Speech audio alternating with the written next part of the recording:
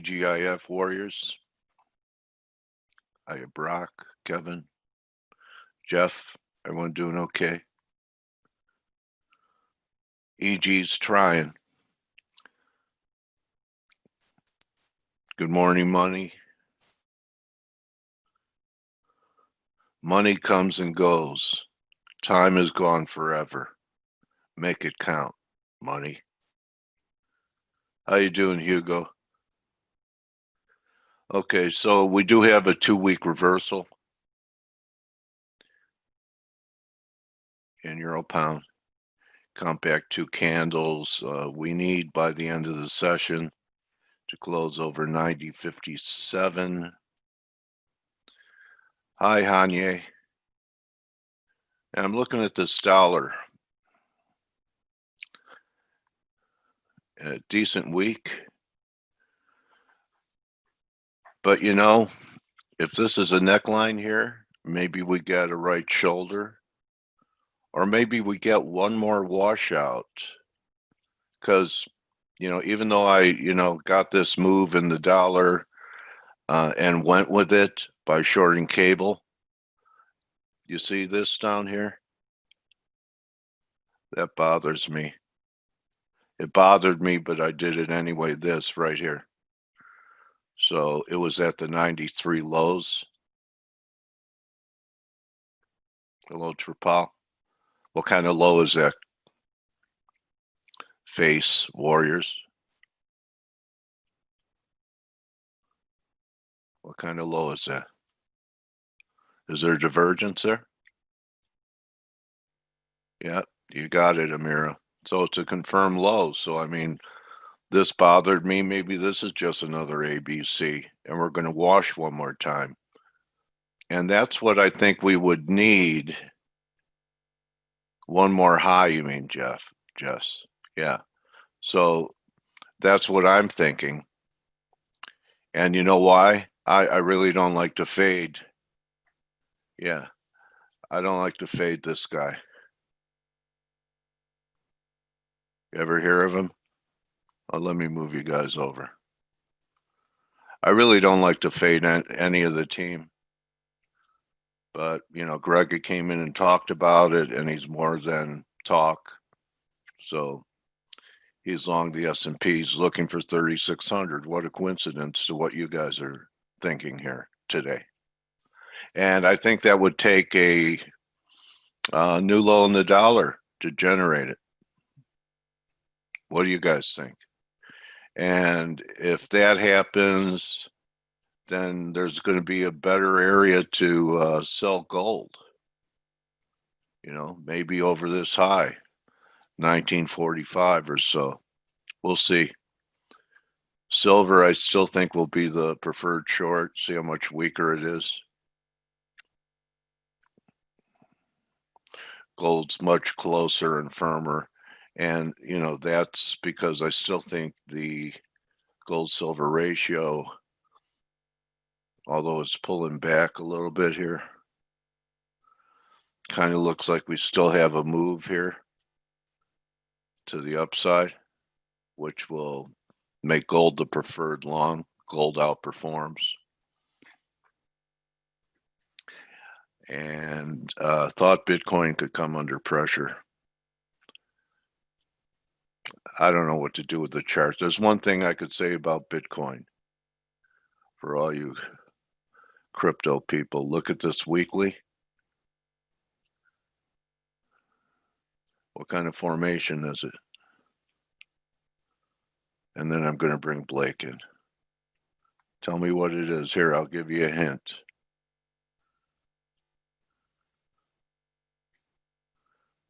Call it a flat top and then call it this. Almost looks like a channel, but the point I'm trying to make is it looks like an ascending triangle here. You know, if I went more with like the moving average here, can you see that? Okay.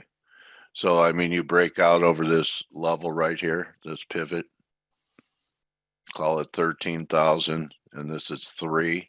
You're talking about a $10,000 move over this.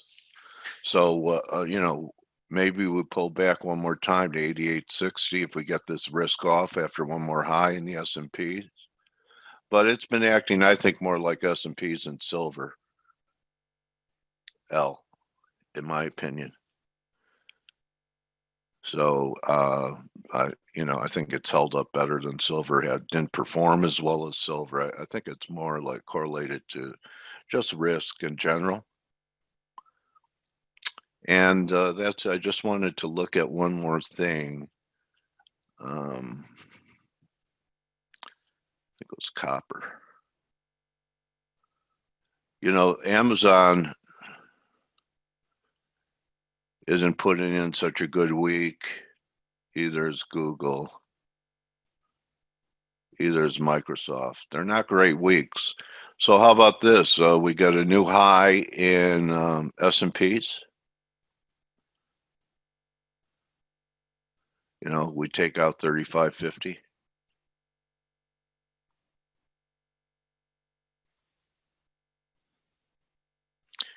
And we don't get a new high in NAS.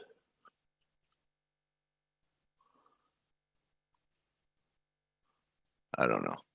It's far-fetched. Okay. I'm burned out. It's Friday. How are you? How are you, Blake? Hey, good morning, Dale. I am feeling pretty much the same. And you were talking about the euro pound, euro sterling earlier. Yeah. Brexit headlines were hitting the wires, and it's like I didn't sleep too well, and then to get up first thing in the morning, and then just you're like sideswiped by all these Brexit headlines. It's crazy. Excuse my yawning. Like I said, I didn't sleep too well, so you have to bear with me. Let's talk a little bit about some of the headlines that came out. So you can see all of these headlines here. Johnson says EU not willing to offer UK same terms as Canada. Before that, he says that getting ready for Australia-style Brexit deal. And if you don't understand what the Australia-style Brexit deal is, it's basically his way of saying that no deal. So that's what he's basically saying. And so what we saw in the cable, first and foremost, was when that headline came out, you can see the sterling it fell, right? We've since recovered because the EU, the negotiations are still ongoing. So even though Johnson says, get ready for a no deal Brexit, basically, that doesn't mean negotiations are over. The two sides are still negotiating next week. So because of that, we just have to we have to wait. It's just another negotiating tactic, I'm sure. But for now, we're still seeing, us flop around and flail around is probably the way I should say it, inside of this wedge in the euro sterling. I had an order last night and I pulled it, which, obviously whenever I do this kind of stuff, I always go in retrospect because you don't know what's going to happen overnight. And I actually had an order to sell the euro sterling at 91. Obviously if I would have just left it in and got up right now, I'd be, oh, wow, great. But it depends what time I would have woken up and seen the order, because with all the news that were flying around, I probably would have just got out for a flat, small loss, small gain. But the bottom line is you can see we're in this wedge and we're knocking our head up against the wedge. Nice look. Well, yeah, I mean, it's just real sloppy. So the way you have to look at this right at this very moment is you have to say, okay, here's that's the last known high. This is the high that was just created this morning, right? Right. That's the last known high. As long as we're not above 91, that's basically 91.25. As long as we're not above that, the risk is still down, but at the same time, while we're above 90, you can't be bearish. So, because this is what we call a bearish wedge. A bearish wedge is when you have consistent lows, lower highs. Propensity is to break lower. Doesn't mean it has to. It's just that would be the natural tendency of this chart pattern would be a break lower. That means there's a higher risk of a move lower. But you can't really get bearish while we're above 90 pence, and you don't want to get bullish and turn. Sorry guys. Blake, that could have been a false breakdown before we rallied. That last right there. It can be, but remember this, Dale, this is all headline driven. It has nothing to do with technicals at this point. Oh, okay. Right. You can't, if it was just a normal chart pattern, I would say false breakdown, I'm getting long. Yeah. But this is everything's tape bombs. It's the kind of environment we're in. It is. So you have to say, okay, obviously there are sellers here that continue to cap the euro sterling, which, in essence, basically the market telling you, hey, we're positioned for a favorable outcome. Well, I was just trying to force it up to 92 so Stel could get his shorts off. Okay, I'm just trying to make the guy happy. I use the cursor technique for a breakout, Stel. It didn't happen. Yeah, there you go. But I guess the thing I want to point out is, these are headlines, and headlines are moving this market, and it's moving it aggressively, and you just have to be really careful, not getting turned around. Because when that news was coming out, I was like, oh crap, we're going to break out. And I bought a little bit of euro sterling down here, and then I sold it out around the same price. And I'm just like, you know what? I need some concrete evidence. And right now, because I know we're going back to the negotiating table next week, why can't the sterling, rally a little bit on the, hey, there's still a chance that a deal is going to get done. Why don't we slip through here? Also, I just want to say that Citi was, wait, hold on. They were long. Let me make sure of that. They were exiting our euro pound short trade. So they were short. They took a loss. And so, maybe now that that big broker got out of the way, it's ready to go down again. So you never know, right? Yeah. You never know. But there are, like I said, there's a lot of headlines. There are a lot of headlines this morning, and that's what's really driving the euro sterling. And it is quite messy. And while we're in this, range, it's probably going to continue to stay messy. I would assume above 120 or above 91 and a quarter, or below 90 cents or pence. I say cents, it's pence, is going to really tell us, where we're going and why. And I'd hate to try to make the assumption I know what's going to happen, because I don't. I don't know what's on the mind of, Boris Johnson, what he's got planned. And, it's kind of like trying to figure out what these, the stimulus, the chess game that's going on between Pelosi, Mnuchin, and McConnell. Oh my gosh, the what just happened? Done. What just happened there? The headline must have just hit. Yeah, he has a press conference. Let's see. UK hasn't agreed to talks. Oh, the UK has not agreed to talks with the EU next week. That might do it. Uh-oh. And Joe Perry, I don't want Stel to take his shorts off, LOL. I want him to be able to put his shorts on. So come out of the closet, Joe. All right. Well, don't you think it's time? That actually is a little bit of a headline, because if for some reason UK they're fading that again talks, too. Yeah. If they break off talks, then what's going to happen is you will see the pound weaken. So just a little heads up there. More Okay. than that, Blake, do you believe in this? Don't try and make your week on a Friday. Yeah, right. Yes. Do you feel that you kind of follow that? You're Oh kind yeah, of of book course. squaring and just kind of getting ready for next week on Yeah. Friday. Yep. Absolutely. Hey Unless guys, we there's have an retail. NFP. We have retail sales coming out in about 15-20 minutes, or about 15 minutes. So let's I'm going to get some of this analysis done really quick. But let's so here we go with the euro. The euro is pushing, like, I think, a minor trend line here. Oh shoot, I did not mean to move that. I hate it when I do that. Accidentally move the fib levels. But look, you can see right here from we were looking at this this ascending wedge.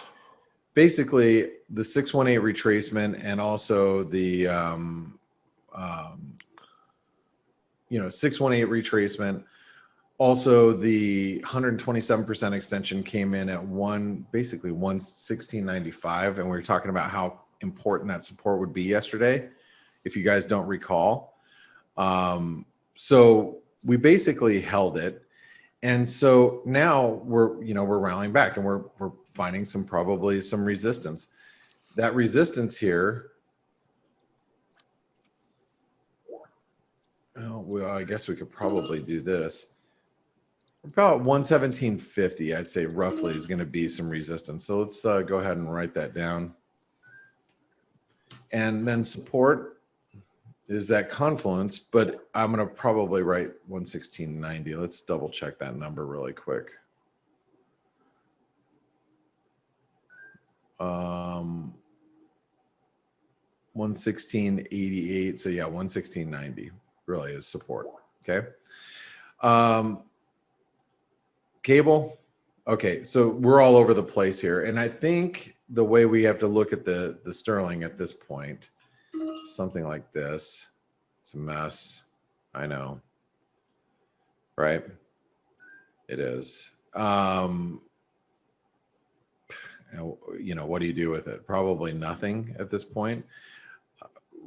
Resistance 130.35, support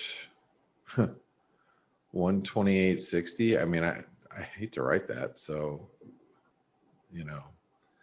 it's a disaster. I mean, if you're trying to make sense out of this sterling move right now, good luck. 128.60 is support. That is for sure. Oops.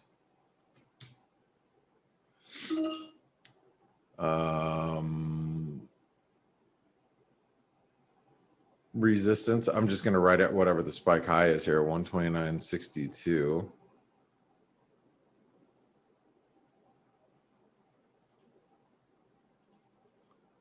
Hold on.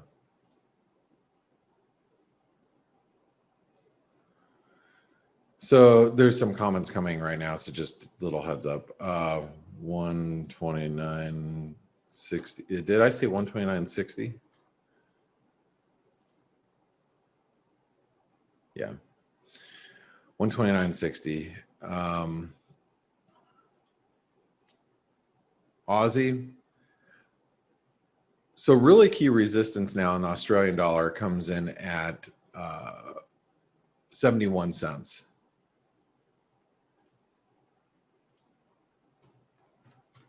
Because if we can break above that, then we should make a move.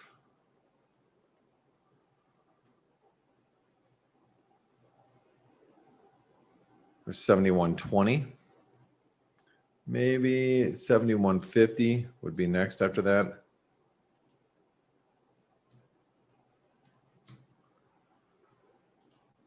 Support is going to be the overnight lows, or actually there's a confluence here. This is 127% extension of this move.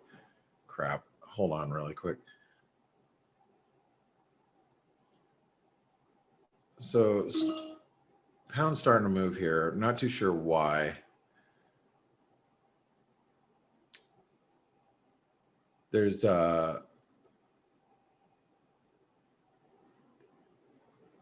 EU Council President is briefing right now, so that's probably what's moving the market at the moment.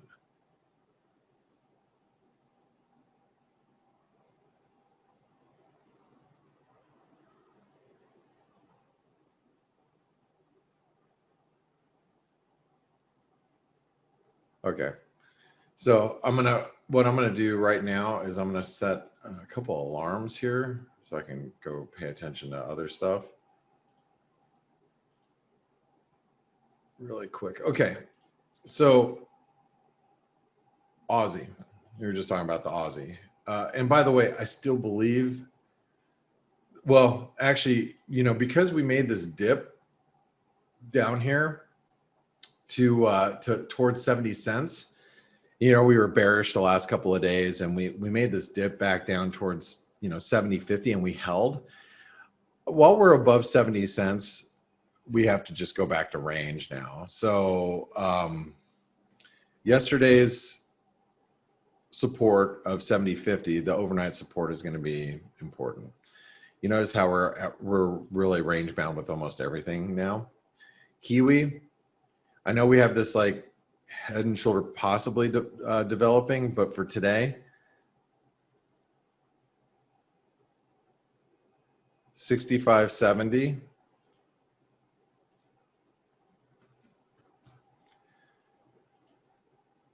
Resistance.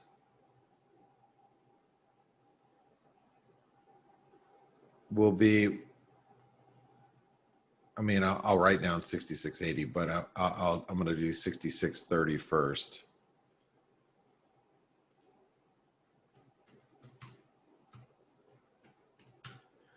Okay. Dollar Canadian. So the dollar Canadian rejected pretty much where it should. We surpassed the 30% retrace, 38% retracement. We actually hit the 50% retracement. And also, you know, this big support resistance zone, you can see that. So that means that now 132.40 is going to be resistance.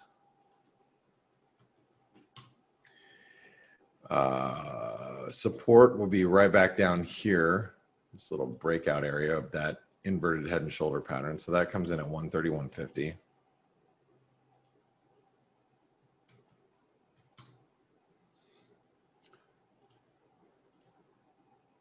Dollar Mexican peso, it traded heavy yesterday. It continues to trade heavy today.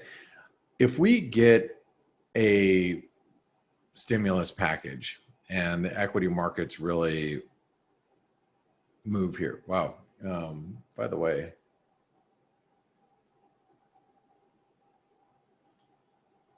the euro is getting really close to that resistance. The US dollar Mexican peso is at risk of actually breaking lower here, in my opinion, because if you looked at the price action yesterday, it traded really heavy, even with stocks, you know, trading lower. We had actually a gravestone doji yesterday, or gravestone doji yesterday, which you know, obviously is playing out to the downside today. I'm going to be laser focused on this move down to 2080, because if we break 2080 or 2081, really, that's going to turn this dollar Mexican peso from range bound to bearish if we break through here. And I think that is increasingly becoming a risk because of just, you know, again, you have to watch the price action. It's trading really heavy. 2150 is resistance intraday.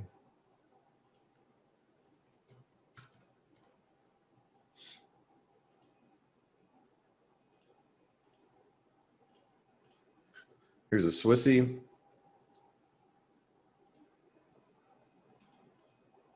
So if you remember this, the dollar Swiss from yesterday, resistance, the underside of this trend line, I think we wrote down 91.60 and then 92 cents. So today we just write down 91.60 as resistance. Support.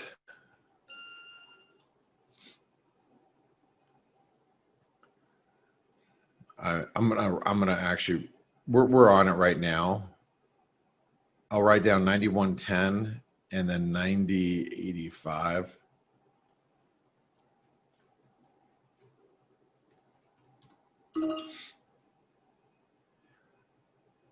Okay. US dollar, Norwegian krona. Really having a problem with this 940 level. Support will be back down here at 920, but we really should, well, for today, it'll be 920 again.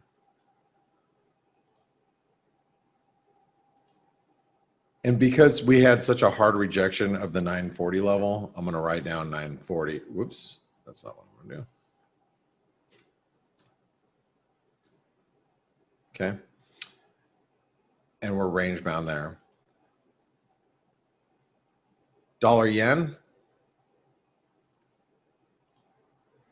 So this trend line that comes through here comes in now at 106. So that's what makes 106.10 or 106.13, whatever you want to write down. I'll put 106.10.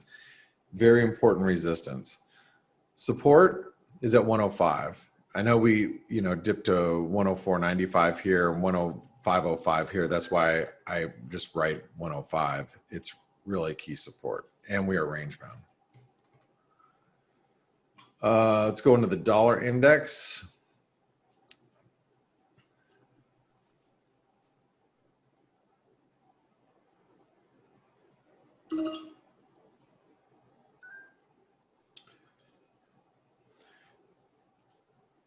Here's the dollar index, and hold on really quick.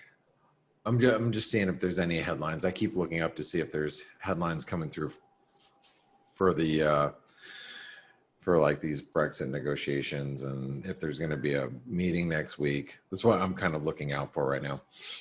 Dollar index, resistance in the dollar index. I mean, I think it's same as yesterday, right? 94. But we could probably look at the top of the resistance zone. We were right there. So I'll write down 93.90 and 93.25.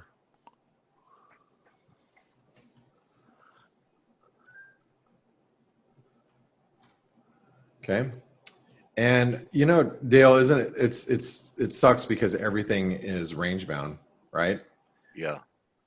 I hate it when the market's like this. It's like all this compression is building up for what. Yep.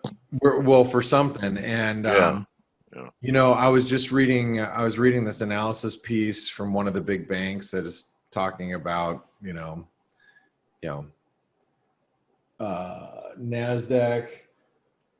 pushing 30 or pushing 12,000 and 18,000 next after that. And it's just like, I hear arguments both directions.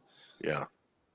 And you have to imagine we have a huge stimulus package that's going to be working its way through the economy.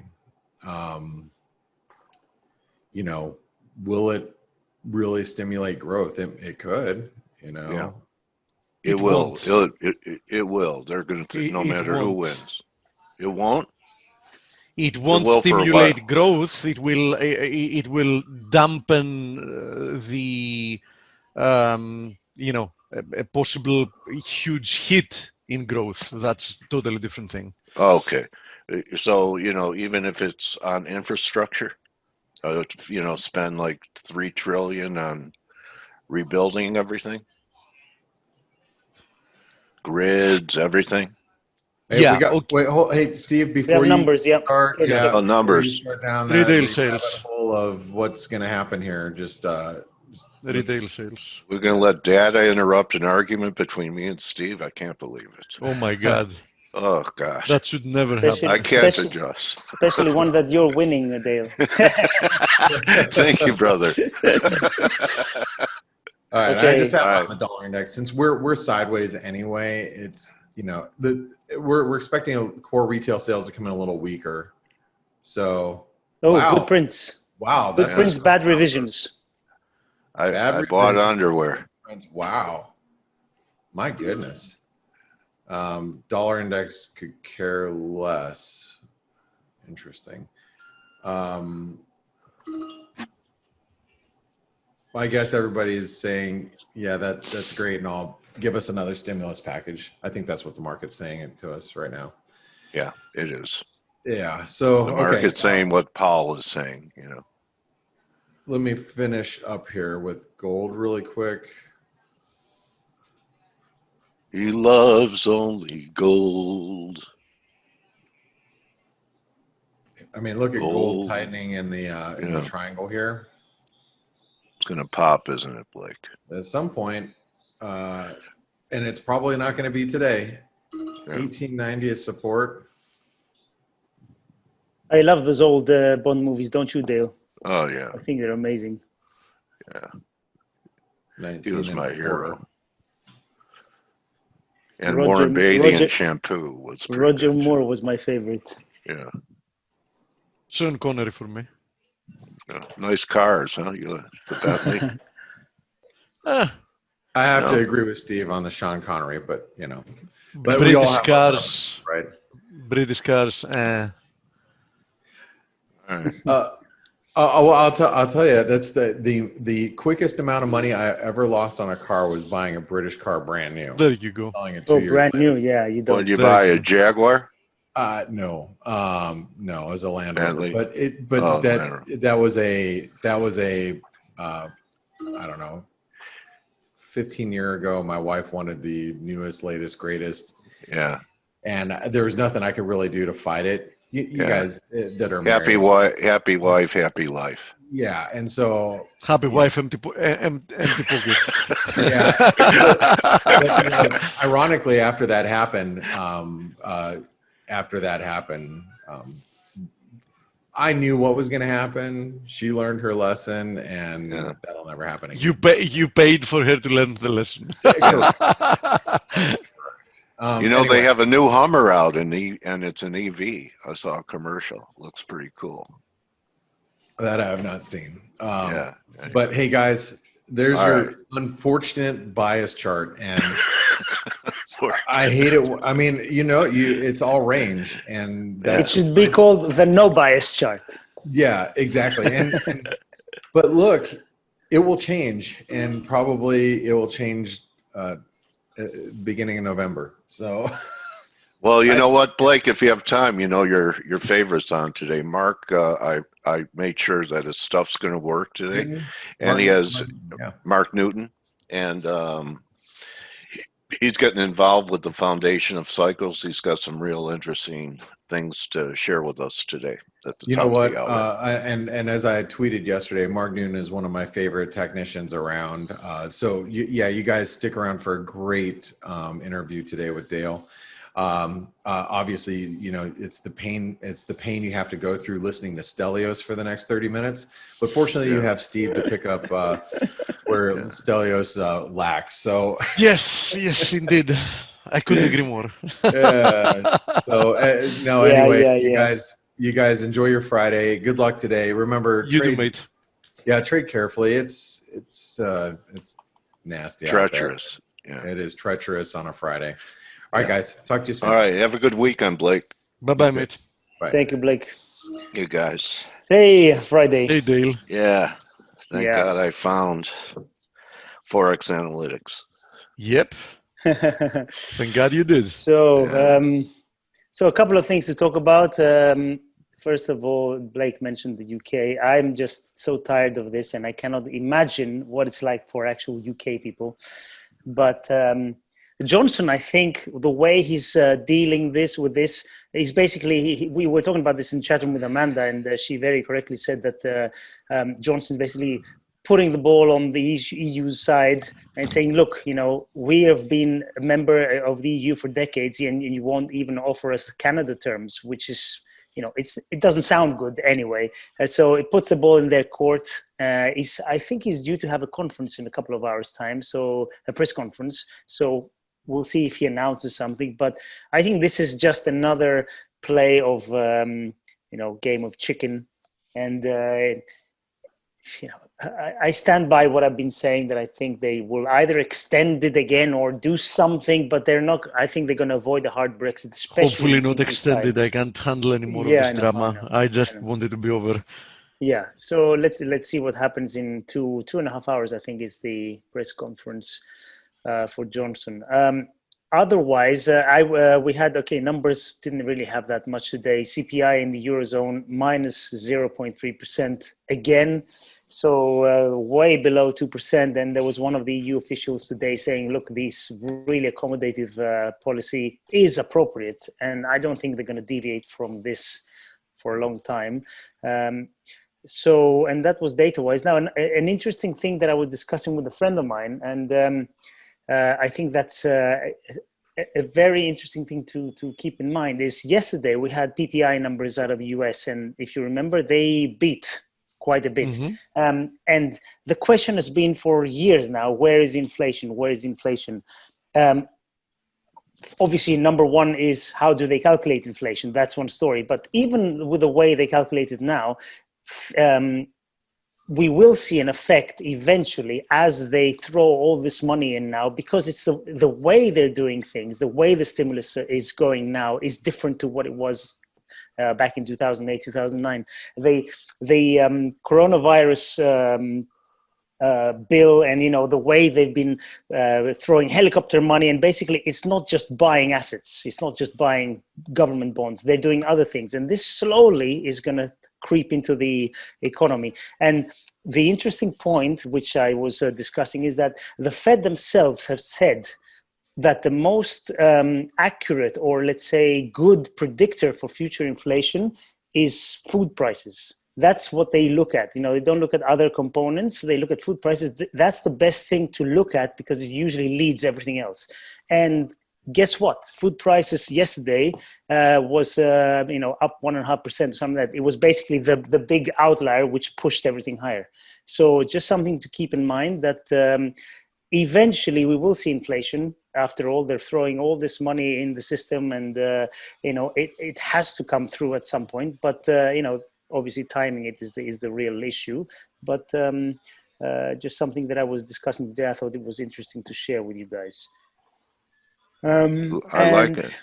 Yeah, and we're already in it still. Maybe it's just not really recognizable. I mean, I think a lot of people, this inflation pop we're going to get, I mean, it's showing up in copper, it's showing up in grains now. A lot of funds are moving into grains. You're talking food.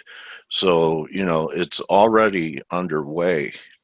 And if the dollar's peaking, all this stuff. So, and you're seeing even items which are traditionally deflationary, like electronics and stuff like that. You saw Apple, they announced a new iPhone, which I think the base model is now $150 more expensive than the previous one. And it comes without a charger, without headphones, without anything.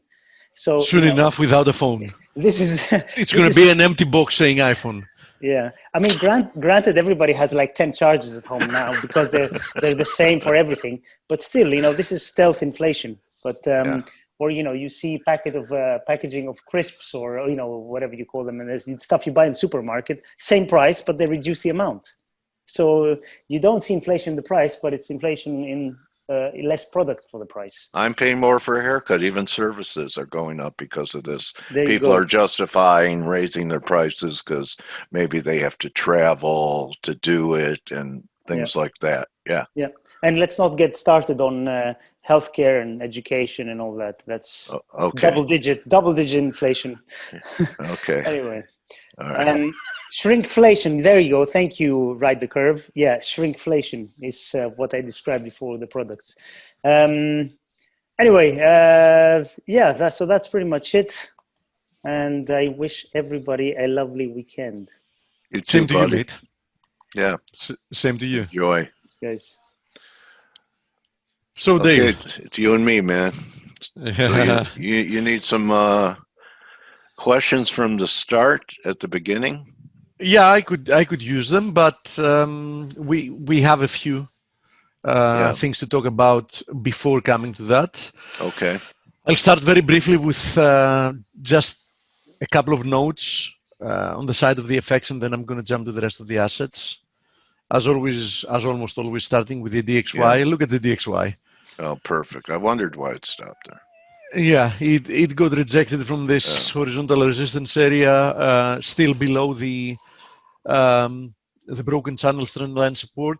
So no real reason to change a bias here for obvious reasons. I mean, I don't need to really explain. Look at where cable stopped at the bottom of this channel. So it looks like it might want to move lower, but you know, we need a break through this channel for in order for that to you know, to actually start playing out. And another one I wanted to talk about the other day is USD NOK. If you remember, I said about the USD NOK that it looks like it wants to produce one more leg higher. We've now broken through this more or less clearly corrective move lower, at least as it looks for now. So I do think that we might see one more leg of upside before we see a continuation lower. I do think that it's an opportunity selling USD NOK if we get higher levels. Now, speaking of which, we did get 2 days of depreciation, and a third was looking like it was in the cards yesterday, having to do with the S&P. But look at how we ended up closing the day. Not only way off the lows, but almost unchanged.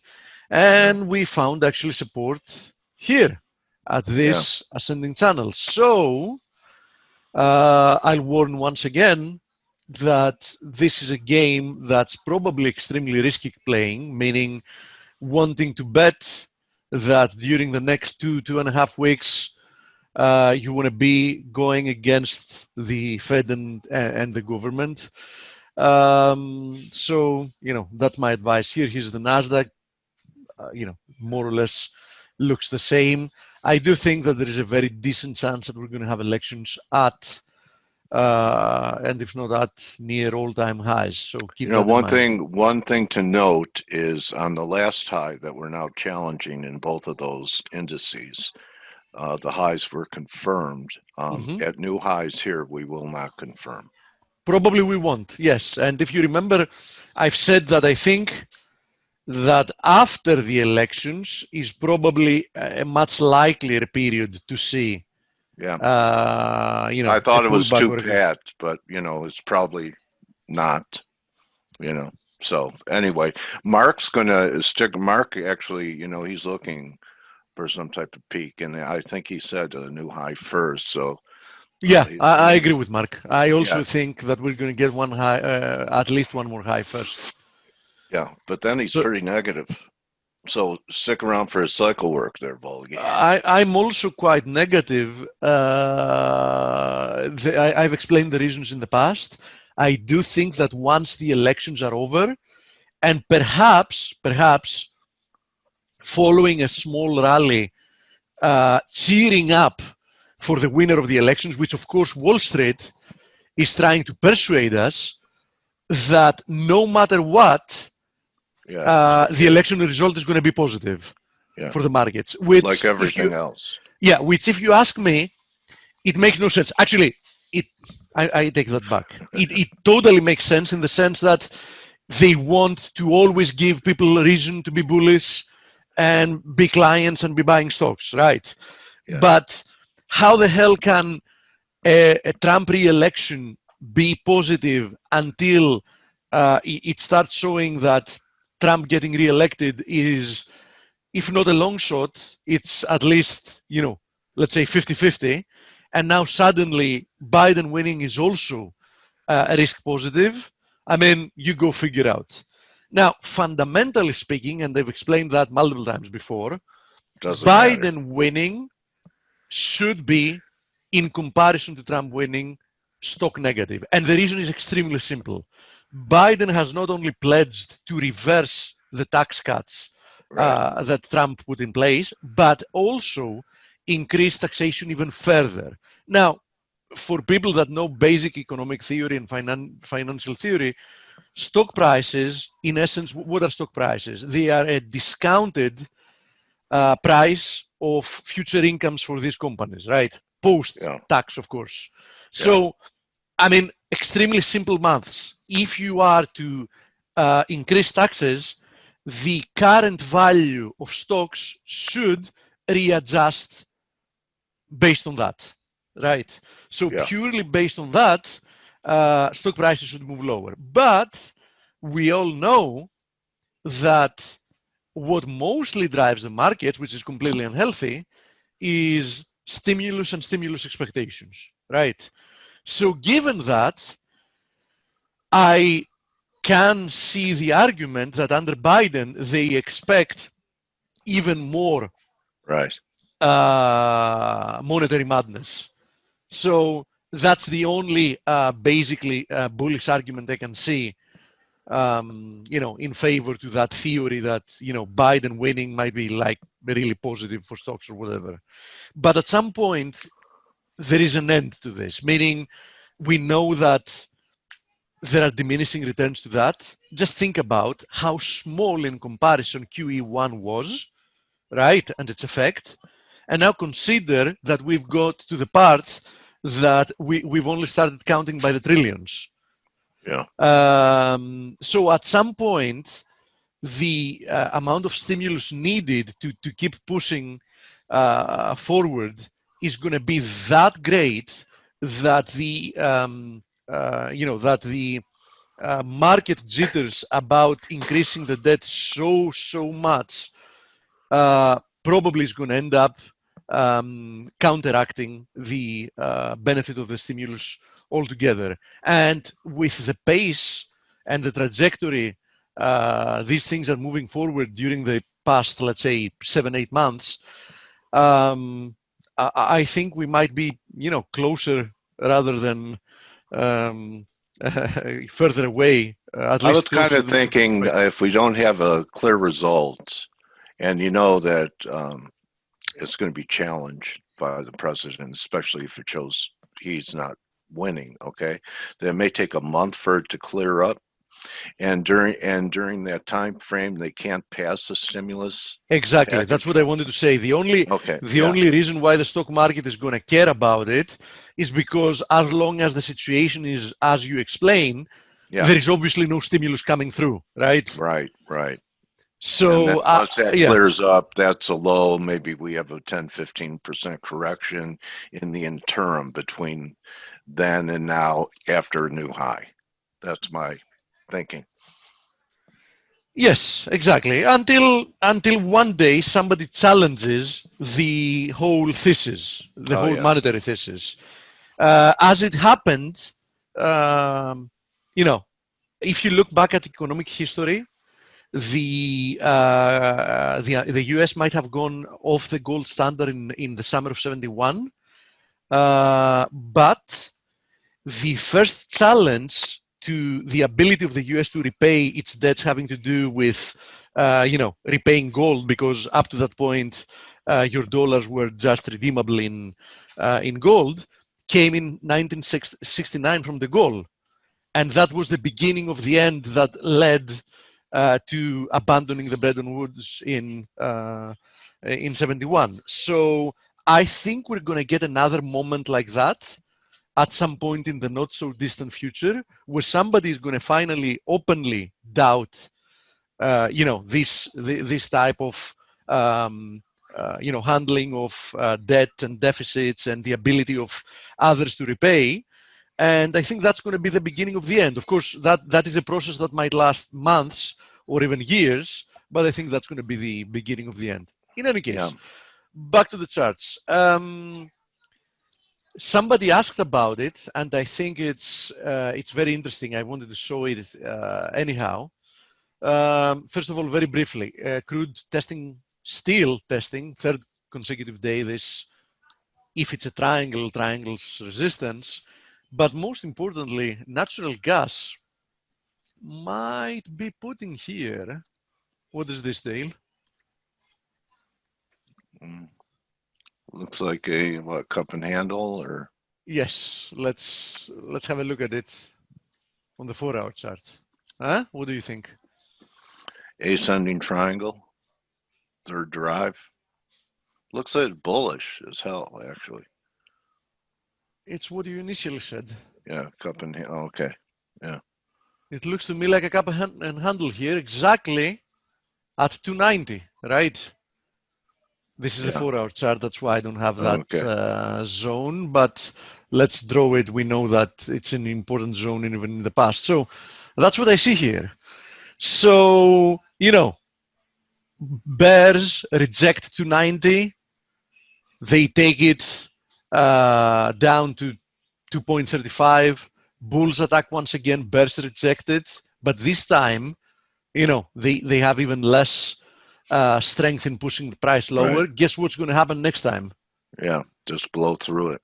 I think it's extremely likely that we're just going to blow through it. Yes. And that measured move is pretty good in the threes, huh? Okay. Oh High yeah, threes. Yeah. it is a very good breakout. I mean, look at this on the daily again, right?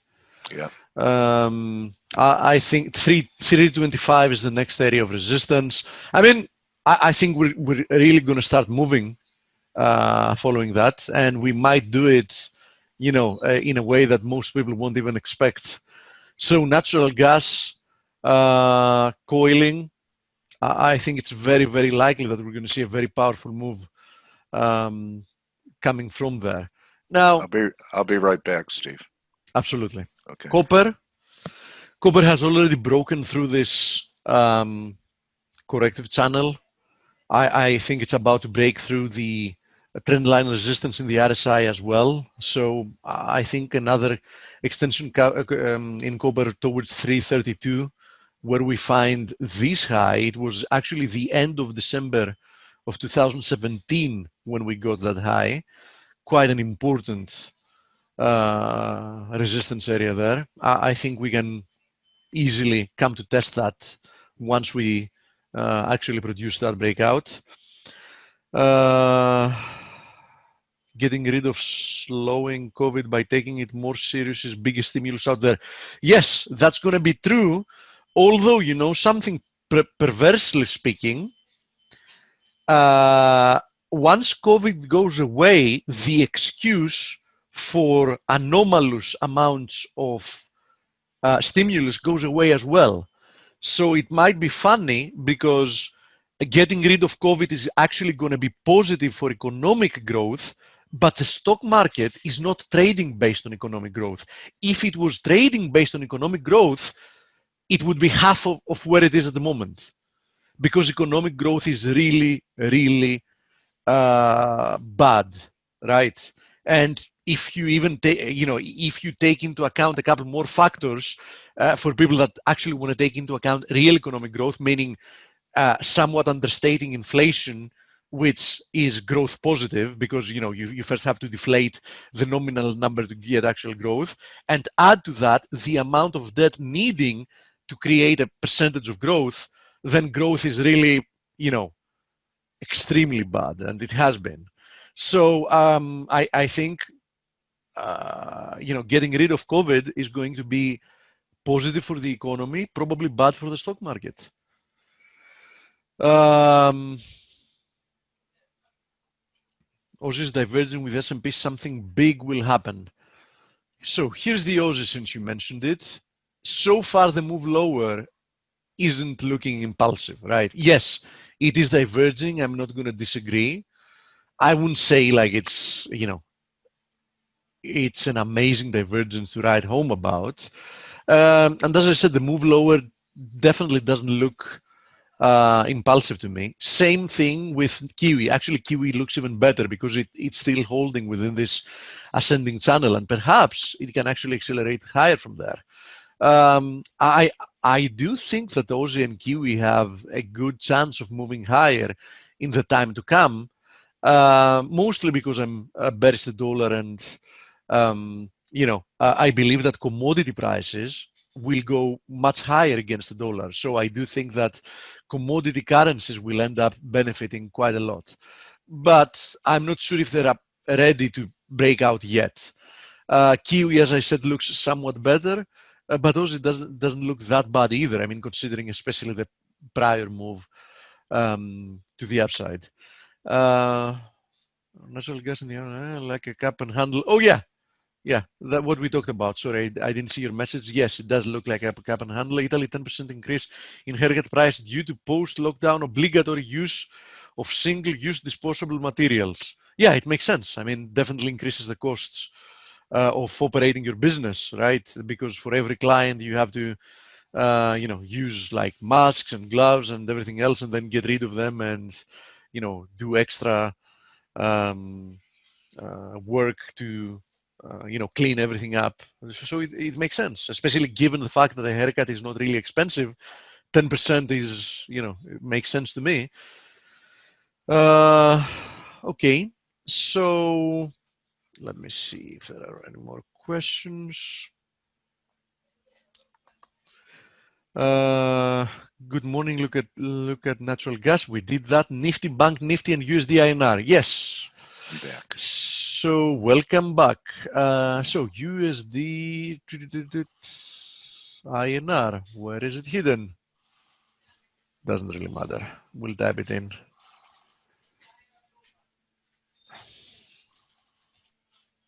Here it is. So it has broken down from this triangle. It has broken down from this pennant. That's all good stuff if you're short. On the other hand, where's the momentum here? There isn't any. So I don't know. I mean, yeah, if I had to do something, definitely short. But doesn't seem to really move fast. In any case, 72 is a very important area of support for the currency pair. Okay, so keep that in mind. Now, having to do with Nifty, since you asked about it, listen, Nifty had a corrective move lower, clearly. Not only that, it had a nice overthrow from this corrective channel. I bet a lot of people were caught, selling there. And now we've pushed to new highs. So, yesterday's candlestick, a bearish engulfing, a long bearish engulfing,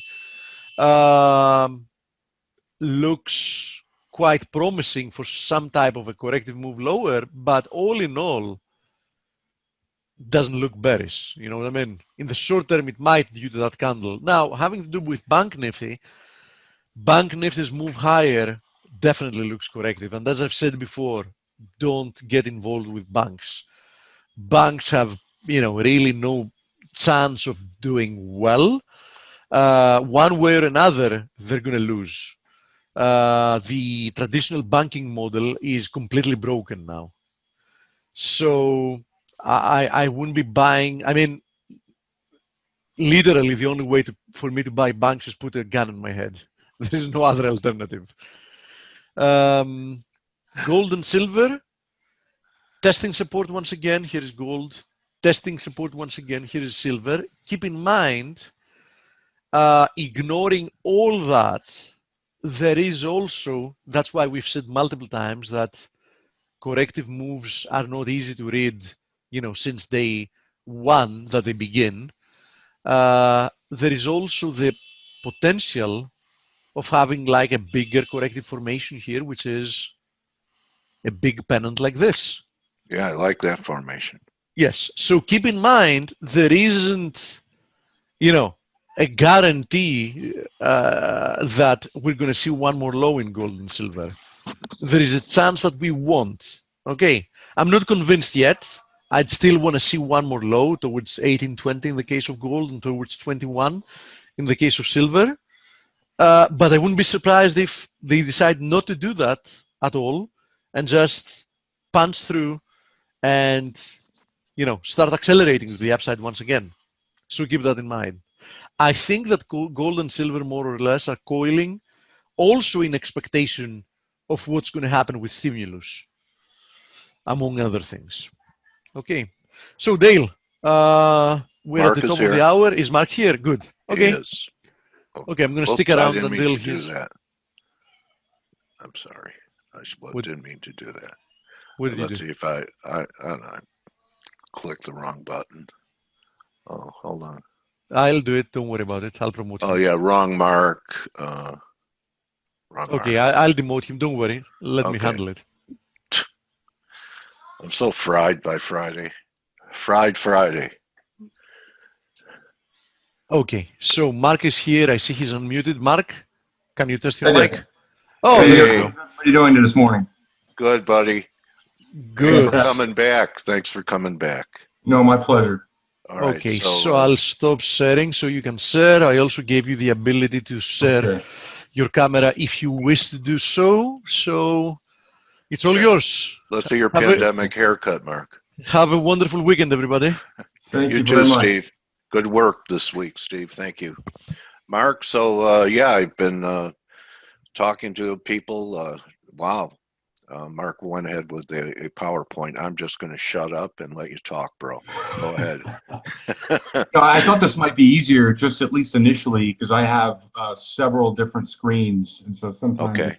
I just put a lot of things together, and I used some of these yesterday in a presentation I did, so I just wanted to discuss, some of the pros and the cons, and then we'll go from there. But yeah, truly an incredible time. Markets have been very resilient and able to ignore a lot of the ongoing pandemic, the lack of a vaccine, the election uncertainty. I mean, none of that really has mattered all that much.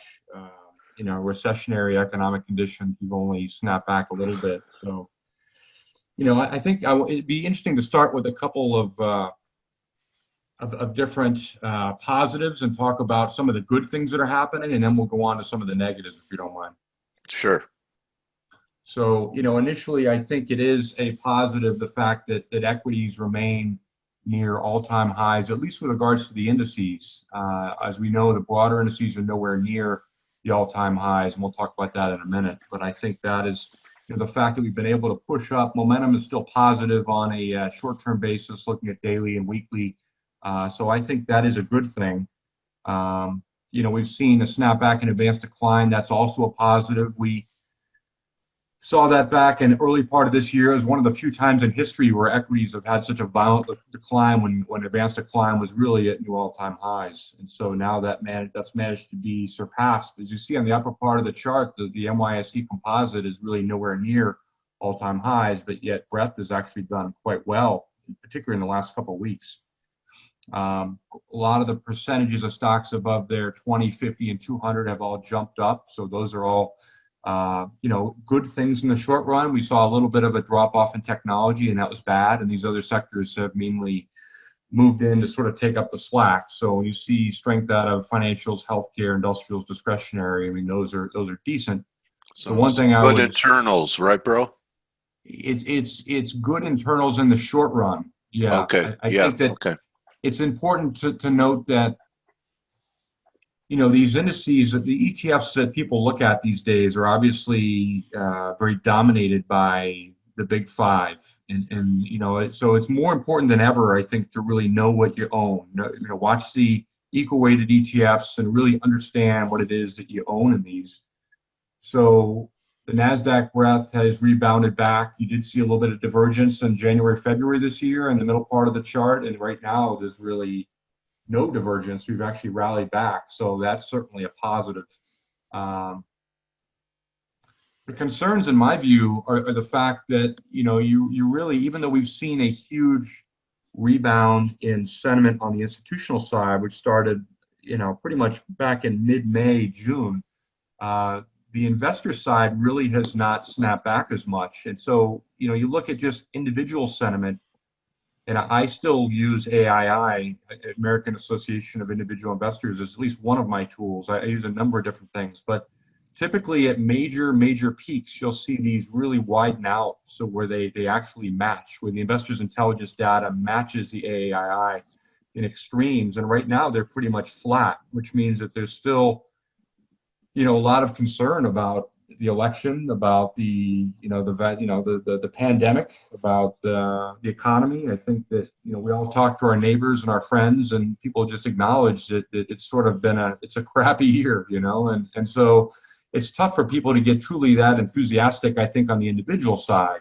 And so yeah, maybe that's the instead of the V recovery, the K, that institutions are thinking about financial conditions, and individuals are feeling what's on the ground. So that doesn't mean that we can't sell off, of course, and I think that the next couple months have a very big potential of being down. However, I think that, even on a sell-off, that we're probably going to rebound in a fashion that will get people optimistic again for a larger peak potentially next spring. And so we'll talk about that. But I think that right now, sentiment has improved. Obviously, some people would argue it's wildly optimistic and complacent, and I say, you know what, you can certainly see that by put to call ratios, but with regards to just regular sentiment, it's still pretty guarded, but we have improved. The bears, as of this week, are the lowest level we've seen since February.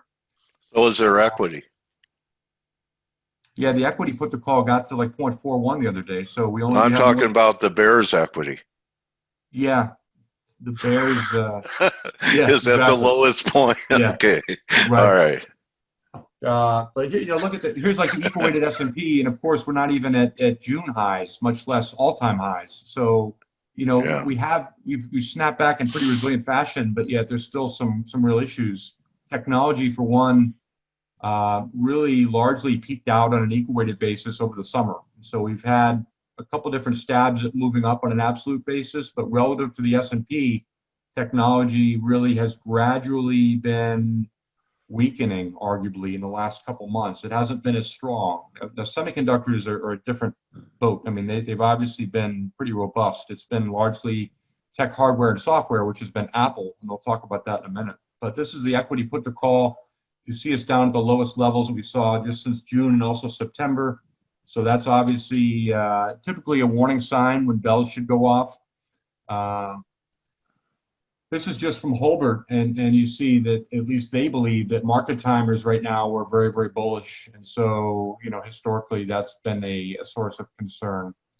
Defensive trading has started to pick up. So for me, that is also something to pay attention to. You see the REITs, you see staples. It's really been utilities, though, in the last couple of weeks. Even with rates having gone up, utilities have done very well. And so this happened also back the early part of this year in January, and was certainly one part of the bearish argument for me outside of everything else I look at. So it is important. The dollar, I think, is really key, because you did see, you've seen some pretty good exact, if not negative, correlation between the dollar and the U.S. stock market. We bottomed in the dollar on September the 1st. That's when stocks peaked.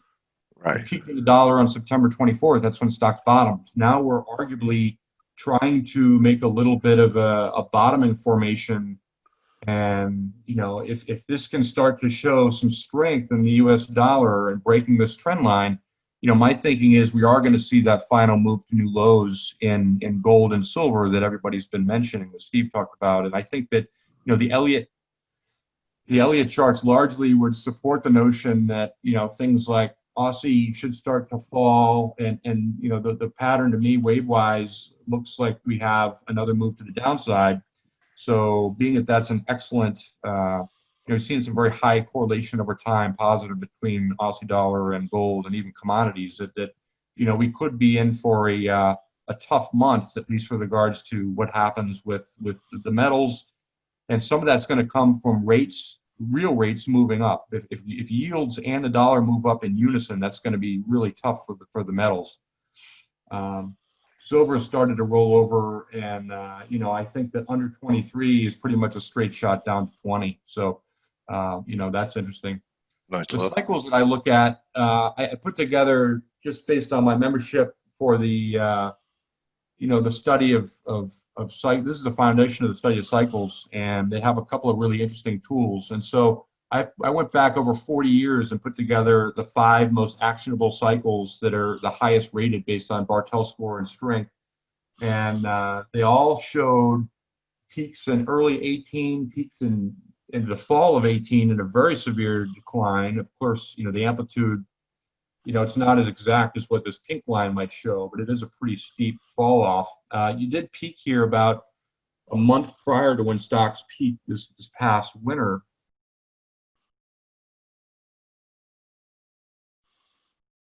I don't know what happened, guys. Someone accidentally